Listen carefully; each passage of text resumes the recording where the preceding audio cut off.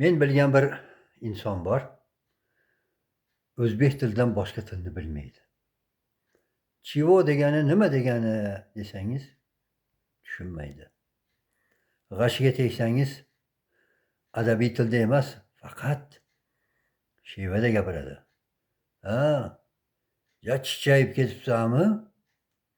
Odamni to'g'atmay qo'yibsan deb qo'yadi. Qishloqdan chetga chiqmagan, faqat o'zbek tilini bo'lib ham shevani biladi.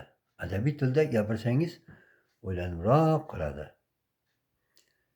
Yana boshqa bir inson bor. 10 ta tilni biladi.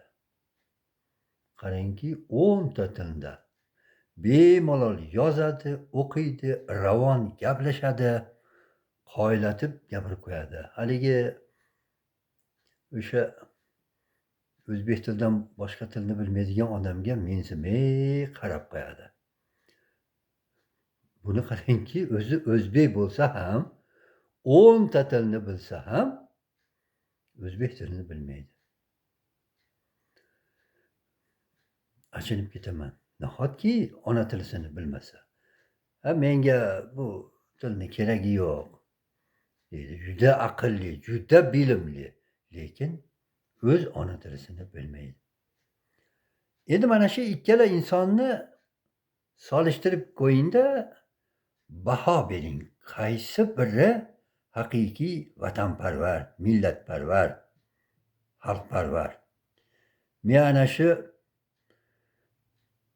Andijon shevasidan boshqa shevalarni hattoki tushunmaydigan, o'zbek adabiy tilini bilmaydigan, lekin shevada, o'zbek tilida gapiradigan, shu tilda so'kinadigan o'sha insonni ulug'layman. Mana shu haqiqiy millatparvar, haqiqiy vatanparvar.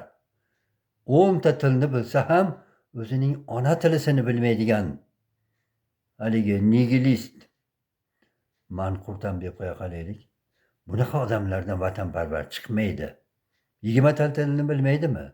O'z ona tilisini bilmagandan keyin u qanaqasiga xalqparvar, vatanparvar bo'ladi? Boshqa tilni bilmasangiz ham ona tilingizni biling. Ana shunda siz haqiqiy millatparvar, vatanparvar bo'lasiz. Xalqim uchun xizmat qilyapman deydigan inson o'sha xalqni tilini bilmasa, qanaqasiga xalqqa xizmat qilayotgan bo'ladi? O'z ona tilisini rivojlantirish uchun hech bo'lmaganda mana shu o'zini tilida gapirishni bilish kerak.